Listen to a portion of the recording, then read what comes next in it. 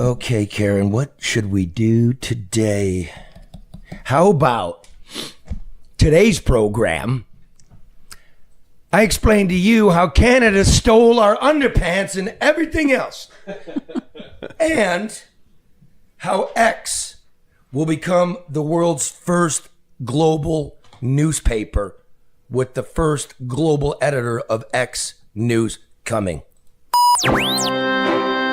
Live from downtown Detroit, it's the No Bullshit News Hour with my main man, Charlie LeDuff, and Karen Dumas. It's just it, breaking news. No more bullshit. No more bullshit. Let me just hit this right off. I just got off the phone with Luke Nowacki at Pinnacle Wealth Strategies, who reminds you that panic is not a rational financial plan. Market's up, the market's down. I said, what do you do? He goes, you look for opportunity. Mm-hmm. You know, today, Jerome Powell speaking, the chairman of the Fed. Folks, let me just remind you that the day before the election, the Dow was at the same level. Mm-hmm. That on January 10th, when Biden was in office, the Dow was at the same level. It's flat. You got the Trump effect up. You got a bunch of crazy shit going on. Do not panic. Call Luke Nowacki. He'll worry about your money so you don't have to. 248-663-4748. I'm sure glad. Well, I'm not speaking for Luke, but I speak to. I'm glad I got some utilities. When you get a little bit skittish, utilities, and they give you a dividend. You know what I'm always legally. Yeah. People are like, "What are you talking about?" I'm talking about Luke Nowacki. 248-663-4748 for sound, rational financial advice. Now, speaking of finances, lady. Canada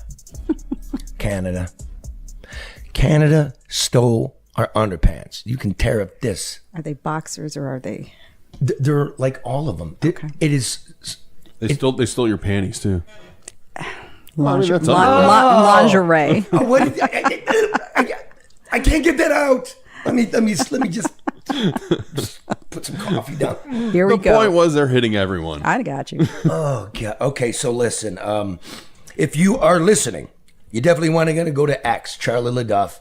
We're going to post this. You watch it. You can go to the Michigan Enjoyer and watch us. You can go to YouTube. I say go to X. That's all I deal with now because X is the only one that didn't fuck me during COVID. Mm-hmm. You know what I mean? Okay, so let's just play it.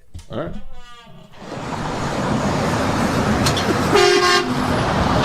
Canada. Hello. Detroit here. You remember? Blue collar, factory, working class humps in the Rust Belt? Well, now all of a sudden everybody's talking about working class humps in the Rust Belt and prices and tariffs when you can't even spell tariff. Is it T-A-R-I-F or is it T-A-R-I-F-F? Maybe it's T-A-R-R-I-F. And then again, it could be T-A-R-R-I-F-F. You would know this if you walked out of your Manhattan high-rise and maybe drove up to Rochester, New York, or Pittsburgh, Pennsylvania, or Cleveland, Ohio, or Detroit. Give me some, brother. I'm on the Ambassador Bridge. 85% of the trucks going back and forth are Canadian. Why?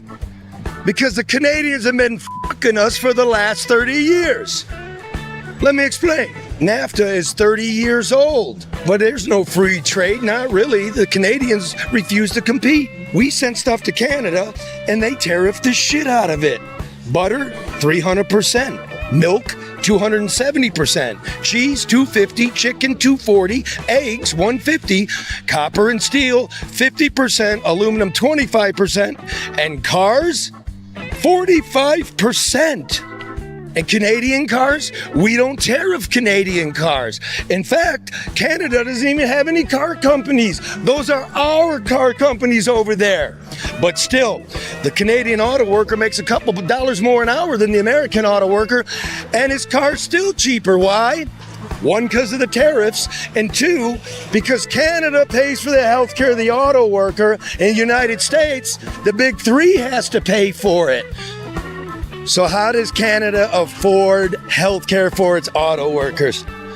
Because we pay for their defense. That's why. And wait, do you see that down there? That's the new Gordie Howe International Bridge, the latest piece in the big diabolical global game of risk. And Canada is scamming us.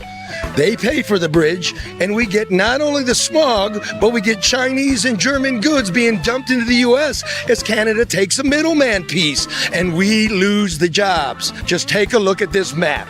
Canada's got 2 giant ports on the East Coast, one in Halifax and one in Montreal. They've got 2 more giant ports on the West Coast, in Vancouver and Prince Rupert. See the red lines going across the continent? Those carry the goods, and then they come to the bridges in Detroit, Chicago, Seattle, and Buffalo. And wait, what's that great big red line going right down the middle of America from Chicago to New Orleans, cutting the USA in half? That's the Canadian National Rail System based in Montreal. I got an idea. How about 100% tariff on that bridge, Mr. President? And maybe that railroad going from New Orleans to Chicago, 100%. And so places like Detroit crumble and first world workers become secondhand shoppers. Just look at the clothes on your back, bro. My hat is made in a USA, 100% beaver pelt. But the coat, made in China. Sweater, Bangladesh, bro. The American flag boots, ironically, hecho in Mexico. Blue jeans, Pakistan. My undies, Vietnam, bro. So remember, there's the price of stuff, but there's also the price of labor. And in Detroit, we've been getting shafted for 3 decades with these unfair trade deals. They got us standing around with our hats in our hands. Shut the bridge down. Causing that big accident. Here, let me read something from the bridge company. I quote, "The Ambassador Bridge was not involved in creating, nor has it approved, the content of this report." That's fair. So don't sue us. Renegade, bro, right up in there. If I got to get buck naked on the bridge, I'm getting buck naked on a bridge to make a point to my people. And I was thinking about this last night. You don't have to, I don't necessarily have to like you, but Michigan, I love you. You are my people.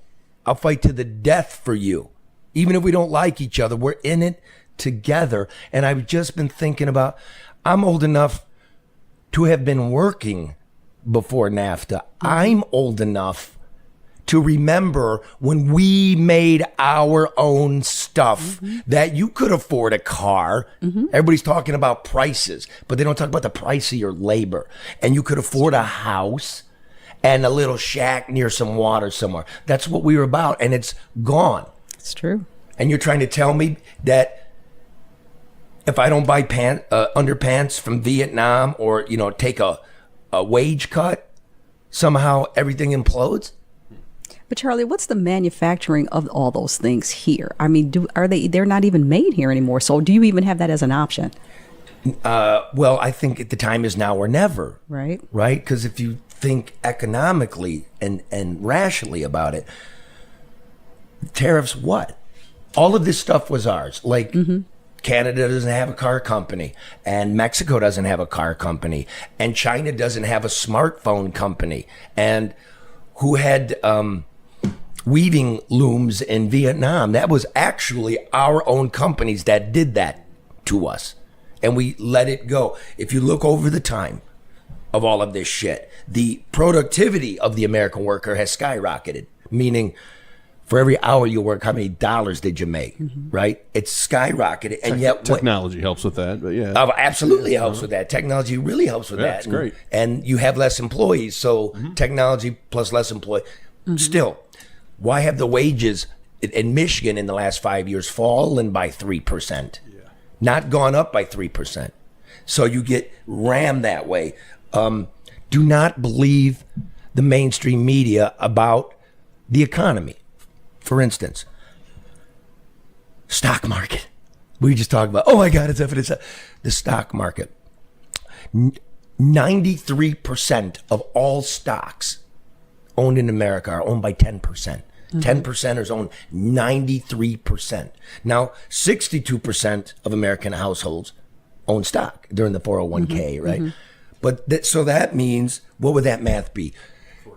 52% of Americans own 7% of the stock, and 40% own 0% of the stock. So your economy is your wage, the price of your labor. Your economy is eggs. Eggs have gone down. It's gasoline. Gasoline has gone down. And yet we're running around burning what? Like, the economy's on super steroids because of borrowed, printed deficit money. $2 trillion a year. We're gonna die. The dollar's gonna be useless if we don't rein that in. That's the steroid. So naturally, if that's 8, 9, 10% of the economy, and you cut it in half, the economy shrinks by 5%. You got to get it back into the private hands in order to create. And so that's part one. Part two is like, how do we get our factories back?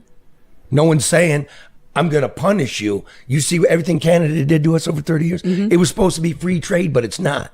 300% on butter, 45% on cars. You're subsidizing your health care, and then you're leaning on us to protect you. I love Canada, but I don't love it more than Michigan.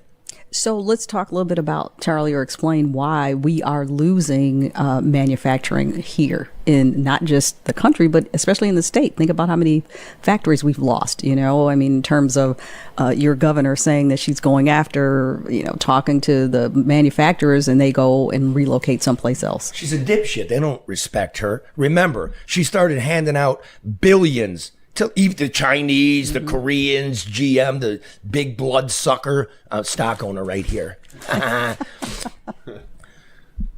Because she got her ass handed to her when it was Ford said, I'm going to go down to Kentucky and Tennessee and build a new big EV palace. Well, EVs, as we told you years ago, weren't going to work. Okay, so you got this gigantic campus where nothing's going on, right? Yep.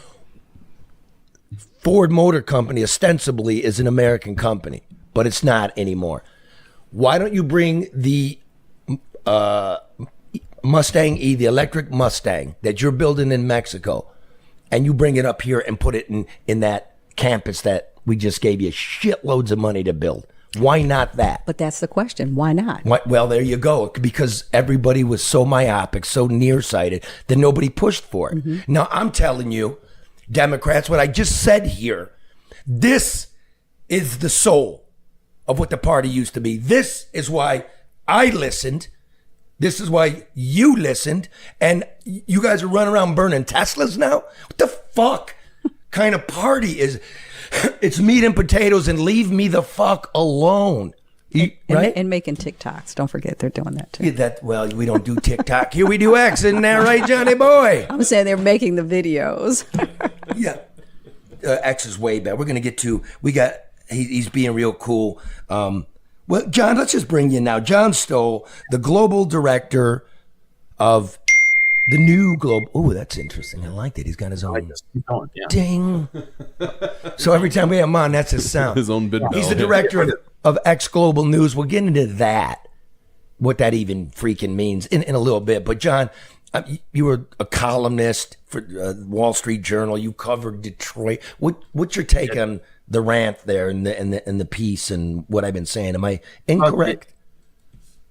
No, not at all. I mean, it goes by. My dad was a 45-year car salesman in Detroit, and so I never really wanted to have anything to do with the auto industry after growing up in that household. But I got sucked into it because it was the best way to make a living out of Oakland University, and so I started covering autos a long time ago. And one of the first things that I was made aware of, and this was the unions and the executives would talk about the unfair and lack of balance in the playing field, right? It was tariffs. It was currency manipulation. The automakers would like to blame the unions. The unions were trying to hold the automakers' feet to the fire so that there was fairness for the workforce. So what else are you going to do but try to represent them? They were in a no-win, lose-lose situation. And, one of the things you see, like I covered General Motors as they were going into China. And I covered Ford after they went into Europe. And those two things are really interesting because when Ford went to Europe, they had to become a German automaker. They had to become a British automaker.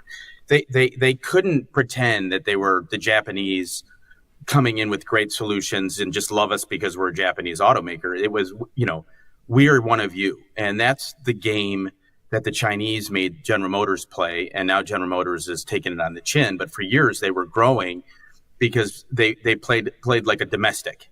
Okay, their supply chains, their production, everything was based in China. And they had to do that to play the game. We stopped forcing automakers to do that under free market capitalism. But at the end of the day, it came back and bit us. And nothing was done. And I think one of the instructive things, and I know we're here to talk about X, but God, you got me going. No, dude, I didn't even know all this about you. I know some of your work. One of the fascinating things about the auto industry in the United States is that we've had a tariff for 50 years, dating back to Eisenhower. And the British, I can't remember, there was a chicken tax. So every time we exported a chicken, we had to pay, there was a tariff. And in response to the chicken tax, Eisenhower administration levied a 25% import tax on anything that was a pickup truck or above coming in from Europe. And that chicken tax endured and it went semi-global. It never applied to Nafta, if I'm not, obviously I didn't read up on this to remember everything before I came on. But as you were talking, I thought about that good old chicken tax because it's really protected the trucks and SUVs, which are the profit centers for the Detroit automakers. They really cannot bring trucks and SUVs from Europe, where they have a lot of smaller trucks and they've had a very vibrant, like the Ranger size and below. In Europe and Thailand and Japan, they make a lot of those products and could have easily started shipping those over, but they can't because of the fact that they have a truck bed or they have a truck chassis, and so that protected until this day the bread and butter of what Detroit makes most of its money on, which are trucks and SUVs, and has kept a competitive advantage. And it forced Toyota and Nissan and others, when they were thinking about where to build their pickup trucks, they had to build them in the United States to avoid it. Otherwise, you had to knock down your van or SUV or your truck, meaning you had to take it apart, put it in a box, ship it to Baltimore, and then you had to pay people to put it together for you. They're called knockdown kits. And the chicken tax endures. And I don't know. I mean, I'm not an economist. I play one on TV, but to me, it's something lacking from the discussion. And then, to sort of. Let me get there before we move off that, because the chicken tax. I didn't know about the chicken tax. Interesting. The way you get around the chicken tax is you create a continental trade block, and now you're still an American company, but you put it in Mexico. Right. And then that way we now have the free trade, those in the executive suites, and the stockholders make the money. And the worker who used to share in it is out on his ass. Is it that simple? I think it's that simple to me. That's what's happening. Yeah, you increase profitability by putting it in lower cost markets like Canada and Mexico. Yeah. Period. Period. Well, didn't the chicken tax also, the Japanese figured a way around it. It's like, well, let's assemble them here, which led to the boom of assembly factories in the States. Am I right about that, John? Which really transformed a lot of stuff. Nissan started the assembly boom in the 80s or 90s in Tennessee, understanding it was good political behavior. And it's also good for supply chains to have, a factory not on the other side of the world. And that it began a trend of Honda and Nissan really setting up a lot of shop here. But there's non-union states. Yeah. Non-union states. And their supply chain stayed heavily foreign. And at the same time, Detroit's supply chains became increasingly foreign. Yep. So the components of the car were no longer U.S. made. And obviously on every car in America, there's a label that says how much of the contents come from the United States or come from Nafta. And that's, it comes from, they got it. It's divided in two. Ken, well done on the piece there, man. Great editing, bro. Ken just got a new used car and it's got the plate. Huh? Oh, it's new. It's got the new plate in there, and it says what percentage is made in Mexico? I think it's like 29%. 29% made in Mexico, and the other 71 is made In North America. in North America. It doesn't even tell you what parts So Canada. are those going to be like nutrition labels now? You got to read them to see where your vehicle is. What a The loophole. components. I mean, to me, it's a disaster. The money class. Look, the Republican Party people, if you don't know, if you're a big MAGA guy, it's still run by the country club who is pretending he likes, light beer from Miller too. I didn't want to say Bud Light because nobody drinking that anymore, but I bet you they are. You Mark know what I mean? said he is. I like Bud Light. That's who makes the money. You don't make the money. Like, so when you see the talking heads on TV, they have stock. They're worried about the stock market. It doesn't affect you, the price of your wage. So when I hear, did you know AOC, by the way, Cortez? Yeah. Cortez is not a native name. It's not Aztecian. It's European. Yeah. And the first Cortez to land in the New World was Hernan Cortez, the biggest conquistador killer in the fucking planet's history. He wiped out the Aztec. Cortez was a dirty, rotten killer, and he's your great something. You got Scandinavians, right? You've got his what would you call it? Hispaniola, like Portugal and Spain, right there, right? You've Iberian, there. Thank you very much. You got the Celts, you've got the Slavs, but you're all European. I don't care if you're a little bit brown. You're a European. Now fucking lecture me about what's going on. Now here's the thing. She went to Boston University, majored in economics. Okay, it's great. I don't know how you ever applied it, but now she's tweeting shit like the Gini coefficient. John, do you know what the Gini coefficient is? No, I don't. Okay, I'll tell you. You went to Oakland U and studied history. I studied finance and economics. Man, let me give it to you. The Gini coefficient, real simple. Scale from 1 to 100 or 0 to 1. 0 to 100 or 0 to 1, however you want to do it. And it's a measure of income inequality. So if there's $1 million in 1 million people, the coefficient will be 0 if everybody had $1, right? Complete equality in terms of what you own. It would be 100 if one person had $1 million and 999,999 people had nothing. Okay. I don't know why she's fucking quoting that. I mean, you can Google that. Big freaking deal. It's a question on a test. It's not an economic outlook. So that Bernie AOC bullshit, it's done. Let me tell you why it's done. We just tried it. We actually just tried. Who was the head of the Senate Finance Committee under Biden? Anybody? Bernie. Okay. When you look at Jared and he's on the Council of Economic Advisors and he doesn't know how a fucking bond works. Okay, so what we did, because we have this inequality, thank you, AOC, Cortez, we have it, but what was your solution? There was no work being done like what John's just talking about, the imbalances and the chicken. There's no discussion of that. It was just print fucking shit. And when you print shit, you print money, John, what happens? Inflation. Thank you. You can't just, it takes hard work. I, as a former Democrat, as a lifelong resident, I grew up here. I live here. I raised my kid here. Now's the time. Move back to stop burning fucking cars. Remember when all the people were coming in over the border and everybody was going, what the fuck, man? Get the fuck out of here. What the fuck? Did one person from the ghetto, one person from the trailer park, one person from the barrio, one person from the reservation. Did anybody go to the border and take pot shots? Did you guys ever hear of one story where somebody just, buckshot over the top? No. Do you think people had feelings that they wanted to do that? Yes.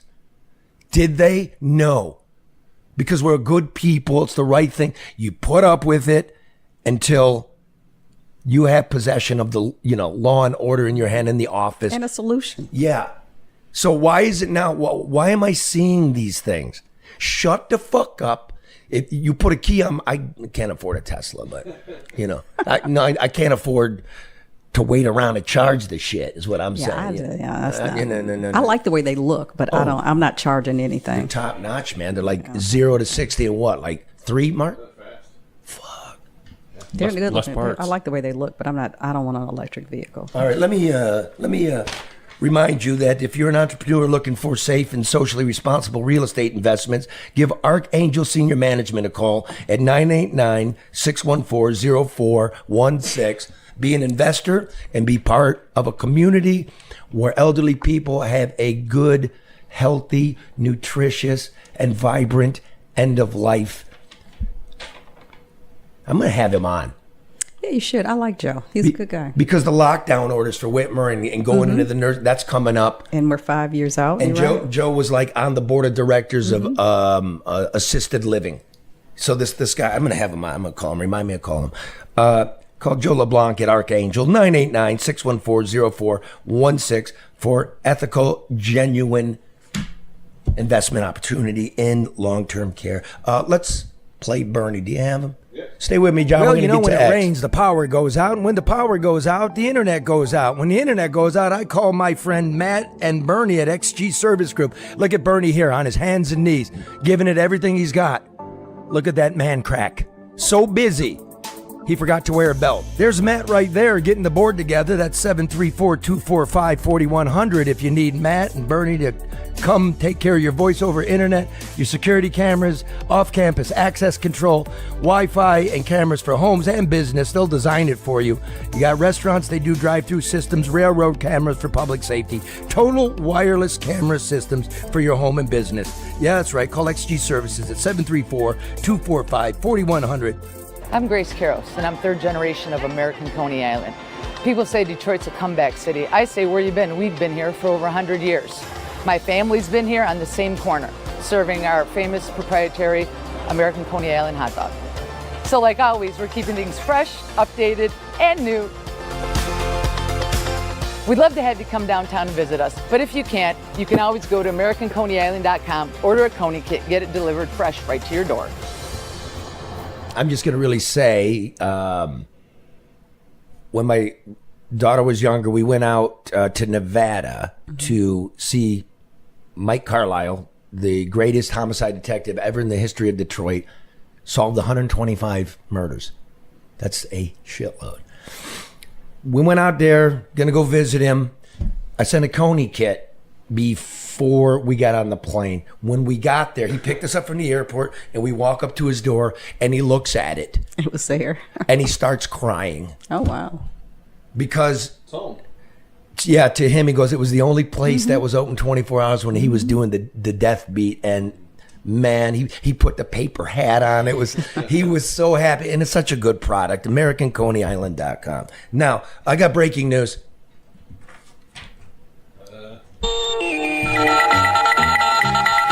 Why is Dana Nessel tweeting so much shit about nothing to do with her?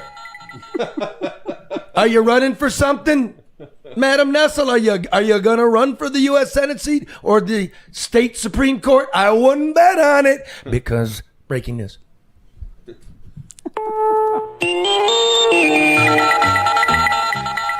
The investigations have begun. You got yourself some oversight committees. Good luck. Congratulations, Charlie. I still don't know what's going on in Kent County, but that's why. Give me the dum dum dum dum. Dum da dum dum. Dum da dum dum dum. Dum da dum dum. Dum da dum dum. Dana. Yeah, boy. I got more news, but we'll forget about it. We have breaking news. That's a lot of breaking news. X, formerly known as Twitter, has decided in some way, shape, or form that they need to get their fingers more into the news business in the sense of, what do we do? This is, all the media is on there, and that's where they communicate. That's where they put all their stories. So what's Twitter going to do? X, what are they going to do to capitalize on this, formulate it, move us into the future? I tell you what they did. They hired John Stoll here, former Wall Street Journal bureau chief of Detroit, columnist. Now, John, What's the plan, man? Tell us the master plan. I mean, you think you need to tell everybody. I reached out to you. Okay? One of the What would you first say? guys Wait a minute. What I was talking. What would you say? I to get this conversation started, I reached out to you. Oh, of course you did. I did. Please, let's talk about me. because That was you a know, flex, I mean, Charlie. it's you know what? I'm not going to blow smoke up your ass. So I'm Well, just you gonna say, should have done that when I was on the bridge and my pants were off. Would have been a lot right, easier. you're out there. Sorry, I was on the man. Gordie Howe bridge. Yeah. He's funny. No, too. I mean, the media's moved so far past what you and I grew up with and where we were working. I mean, the user or the reader is not where they were 30 years ago, 20 years ago. They're like it or hate it, they're on TikTok and they think they're consuming news there. They're all over the place, podcast, you name it. And most of the media has been slow to keep up, and I understand that. It's just the same story as the Detroit automakers. I mean, you got to get disrupted into waking up, or you're going to go out of business, and that business model is broken. It's tough to make money no matter what. If disruptor, finding advertisers, finding subscribers is a tough business. The thing that X does and Twitter did well was give a platform and distribution in an age when distribution is really hard. I went from being a reporter who didn't care about how the paper got delivered. When I first started, the internet was just, a baby, and we didn't know how to use it. But we had a very strong distribution network, right? We had printing presses and deliveries all over the country. And so my job was to make the news. Somebody else's job was to deliver it. And one of the demoralizing things when you're in that position over time that changes is I became a newspaper delivery guy when my my Twitter account blew up. And so it was my job to get attention for the news that I was creating, which is not a bad thing. I mean, it's a very entrepreneurial thing, but it's a mind shift change. And a lot of journalists and a lot of readers became accustomed to, getting news in a different way, shorter, and bringing it back to you, Charlie, more dynamic, funny. Don't take yourself so seriously. I was in the White House press room 3-4 weeks ago, and you'd think we were we had to call, what's his name? Joe from Archangel, Services. LeBlanc. Joe could have been here to help us, plan an end of life investment strategy. Because it's so Good product placement. I like it.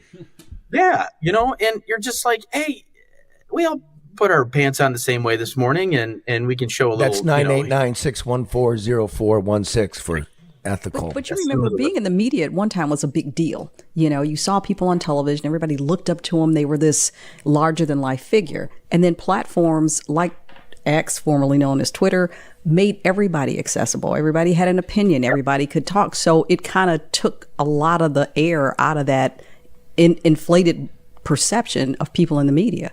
Yeah, and the thing that I get over and over again is how do I find these news sources that are different, that are not mainstream, that are given different points of view, that will tell you the truth on tariffs. So Tariffs is a great example. Like I said at the beginning, when I started covering the auto industry, it was all about tariffs are bad. Tariffs are killing us, Detroit wanted to say. And then, in 2015 and 16, when Peter Navarro and Donald Trump start talking about tariffs and redoing Nafta, all of a sudden, the automotive lobby comes out and says, well, these are a really bad idea. And my head was spinning. Like, wait a minute. For 20 years, you've had me writing stories about how tariffs are bad for, tariffs against us are bad for your business. And so now we have a retaliatory mechanism in place where somebody's actually trying to get a deal done, and you're railing against it. And the media narrative ubiquitously was tariffs are bad, they're going to sink the economy. We went through 4 years of Trump. We had some tariff noise. It didn't sink the economy. And so here we are, 2020, 25. I'm old. The same headlines are being bandied about over and over again. Right out of the trick bag, dude. Right. But there's a lot of information out there, like the piece you just did with your underpants off, that will give people a different perspective and a different view. And YouTube may say, well, that's fake news and they're going to throw you off. X won't do that. And it's not a badge of honor as much as it's just an operating philosophy. And why the company was started as Twitter and why Elon bought it was the belief that people should be able to say what they want. Are there limits to free speech? Yeah. There's things that you can't get away with saying even in the most free society in the world. Let's put that aside for a minute. I was writing something yesterday about the lab leak. And, my wife brought up the lab leak to me in 2020 when everybody used to change their lives. So we went on walks every night with our swarm of children. We all had to get out of the house before dinner. So we'd go on these walks, and my wife brings up the lab leak theory to me. COVID was, leaked from a lab. And I said, well, I was working at the Wall Street Journal at the time. And I'm like, well, that's just a dangerous conspiracy theory, Kimberly. You too. I'm on calls all day with really smart people who say that is misinformation. Let's not let the kids hear that. And 5 years later, I'm the one with the mea culpa saying, you know what, I wasn't suppressing that information, but Twitter was. You bought it. All the sources that you trusted told you that, and you realize you were manipulated. An agency to spin the opposite narrative. That's all that you're asking for. You're not asking to shut the other guys down. Well, let me pause you there. Okay, I get that. If everything's out there, right? Go ahead, say what you're going to say. Look, I do the tariffs because I'm watching the news and I'm like, that's fake news. You don't even know what you're talking about, right? I'm going to put mine out there and they're going to say, it's fake news. So it seems to me that your plan would be, one, you got to find, it's nice to make videos and stuff, but if you want news, you got to find reputable people that have some experience making news and have been put through the meat grinder to be accurate. My X handle is not fun, right? It's not fun because I've turned it into my column space, and I got to be accurate. I want people to go there like, hey, LeDuff's got, he makes a point. Let me look into that. And when they look into it, I want them to believe it. But you have a different set of standards, Charlie, and not everybody, and we've talked about this for years. Those are standards. You have people, and I wouldn't call it fake news.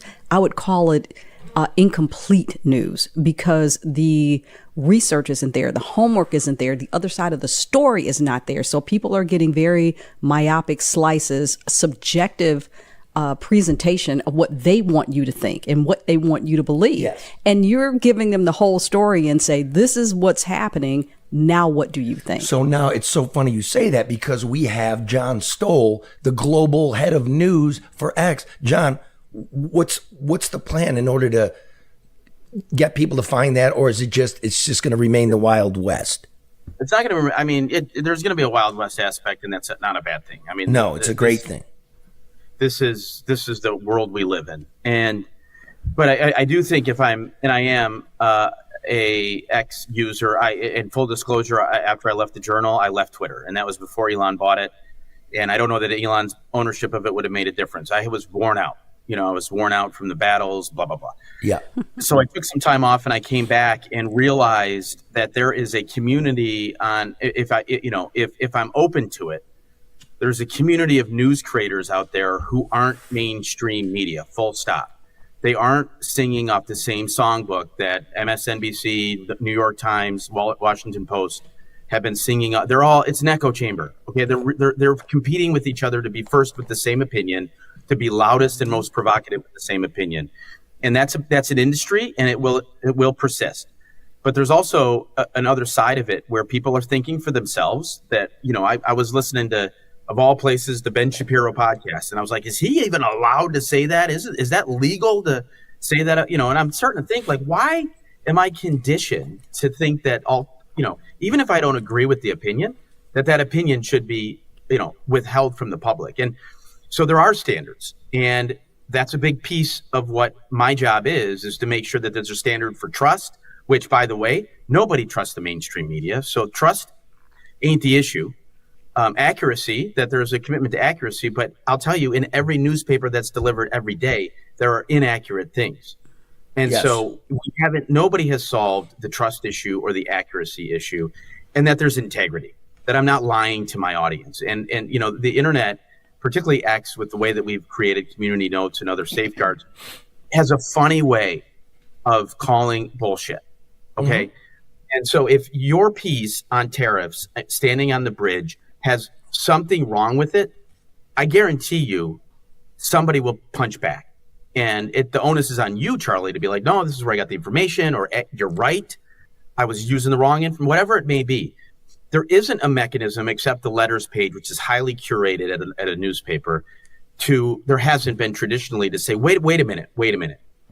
What are your facts? What was the methodology behind that, et cetera, et cetera. And so, to answer your question in short, because I've been very long-winded, there needs to be an alternative aggregator of news where people can go and say, what podcasts do I listen to? What things should I be reading? What television shows should I, television shows, streaming, whatever, where I'm going to get a different perspective, because 50% of America think differently than the other 50%, and 80% of America agrees on certain issues that are disregarded by the 20%, and sometimes the 20% is just so loud that they use their bully stick to pop everybody down. So it's, I think, just to channel Elon for a minute, and I'm very careful when I do that.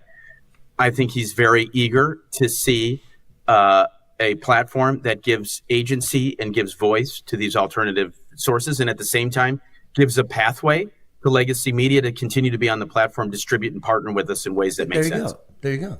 I was also going to say there's also a value in the timeliness of it, because by the time you would traditionally turn on the 6 o'clock news or in the morning, I've already seen everything on X or on Twitter. I mean, and I've said for years, I love it because I constantly know what's going on. So there's not a 24-hour news cycle. There's now a 24-second news cycle, and people have access to it. And this is so good for my colon.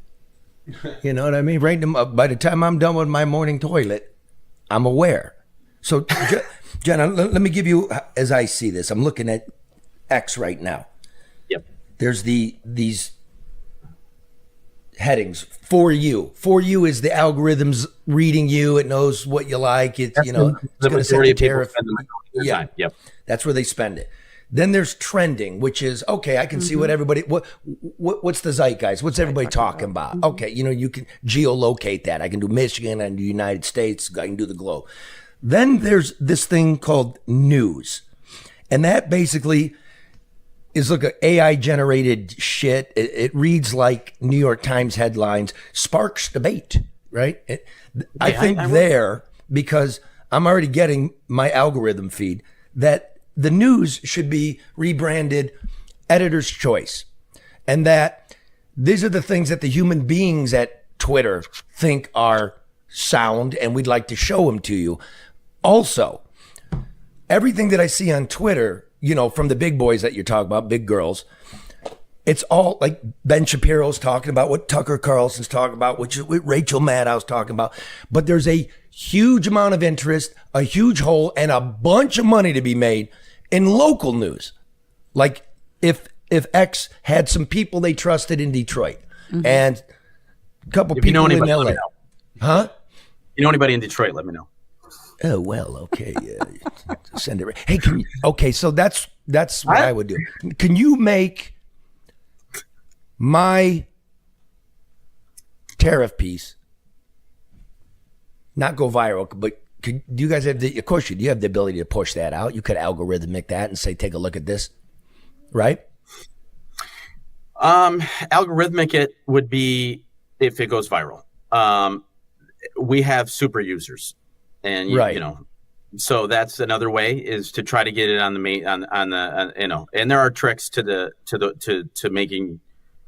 I think people are. It's not just Elon is the trick, is understanding who the super users are. Let's do an experiment.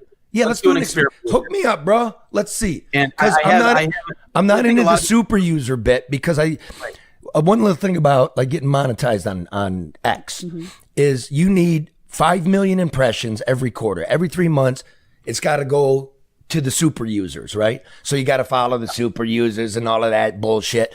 And what the super users do, why do you think when, something's trending and you hit it, breaking, they're all doing the same thing.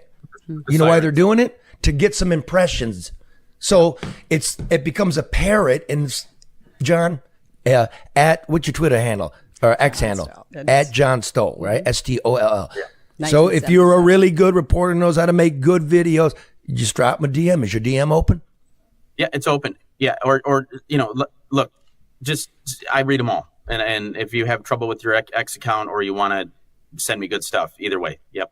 Okay, folks. So I just had an issue because I went through a lot, in my opinion, to earn my blue check on Twitter, and then you come in and everybody wiped it out, and you had to buy it. I was like, not gonna do that. I was so into that. I was too. I liked it. I mean, you had to send in all your stuff. Yeah, and, like I'm sending Twitter. I felt like I earned it. Like a blood sample. Pretty much. My passport. No. Well, pretty much. To that point, can I ask a question? Because this is where it gets really tricky. No, the show's getting long, Mark. Sorry, we can't all right, have. never mind. No, go. But it's kind of a paradox because Twitter's a business and they need to make money, and they make money on blue check marks and advertisements. But doesn't that kind of then loop back and feed super users or people to put out stuff that, for a lack of better phrase, is clickbait? Because that's what happened to legacy media, where they entered an echo chamber because that's how they got views. Because it is entertainment. News is still entertainment. And how do you balance that? Well, I'm going to speak for John. And John, I'm going to.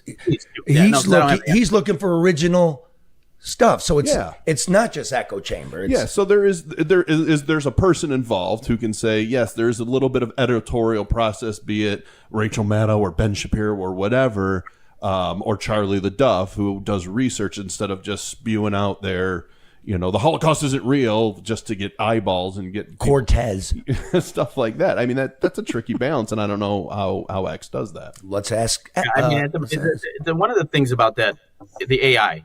Let's get back to the AI, because the AI, I'm not an AI evangelist, but I am, by my job, have to understand the way that AI works. So AI does a very good job of telling us what's happening and what people are talking about, what people are clicking on, whatever. And it doesn't have to be super user manipulated. It can be a number of things. And, we're running out of time, so I won't get into that. But the AI, to Karen's point, is still slow. And it's not slow because AI sucks. It's because AI is a learning mechanism and it has to learn what's going on. Humans can make a snap decision of what news is. And so AI needs a human buddy, right? If it's going to be fast, and it's going to be as fast as the expectation is for news. The New York Times, God bless them, they're 30 minutes late with telling you what happened in the world with a push notification. Yeah. X, to Karen's point, you've already read it on X, you've already experienced on X. We have to allow or give the users an opportunity to go into an environment where they can learn more about what's happening in real time versus leaving. The For You is why people love Twitter /X as longtime users. The news channel or tab is an opportunity to take people deeper in the news on things that they're interested in, or they may be interested in, or they should be interested in. The way that news has always been, but with a different spin. And so, yes, you need humans involved in the process to get that done. And when you go to news, he's going to give you the deeper dive, but you're still getting into posts. And I'm looking for somebody in the post who did the deep dive. You know what I mean? That's like, what the hell's behind this? Yeah. Right?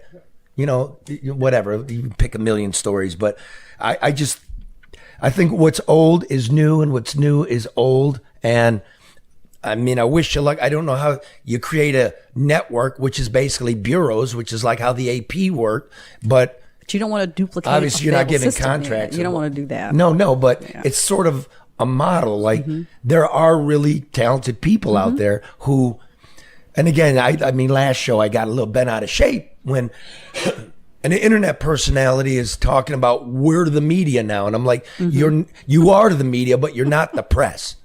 And the press is a skill. It's a big difference between journalism and news. Yeah, big difference. So, I mean, that's where we're at. So, and that's not to be a jerk about it. That's just to say that there's a method to the madness. And, we need people to understand that. So John Stoll is the guy who's got to rack his brain with the 7 kids, deal with Elon Musk and figure out how the world is going to be shaped. If you have an idea, you hit him at John Stoll on X, or better, what's your blue sky handle, bro? At John Stoll. Hang on, let me look that up. Forgot the password. All right, listen, brother. Thanks for being on. That was really illuminating. Yeah, is that fine? Hey, man, I love you, Charlie. God, I've been watching you for years, and I this is what I had to do to get on your radar. This is awesome. Yeah, you need a better shave. I'll tell you that right now. Well, see, that's the other asset. It can connect you to people. I mean, you can connect with almost anybody. Yes. So that's also an asset. Okay, I got a question. One last one for you, Mr. Stoll. When people, you're looking at them like their Twitter profile, and it says no DMs, right? Mm-hmm. That means direct messages. Is that right? Yeah. Can't you turn those off? You can actually just go to settings and turn off your DM. So why is everybody acting like a pretentious asshole? Just turn it off. I'm so busy, I can't deal with you. Yeah. I don't know. Okay. So there's a breaking news. He said he doesn't know. We got breaking news here. And I thought, Breaking news. You can turn off your DMs, dumbass. Okay. So, John, take us out. What's the last thought here? final thought. I'll be back on. I'm going to come back, and when I actually have a plan and concrete thing to talk about, I'll break it on No Bullshit News. Woo! Canada, I love you, but not like that. And the only thing, let me make a last statement. The only thing that gets next to my genitalia, the only thing that gets to touch my genitalia is 100% American beaver. See you next week.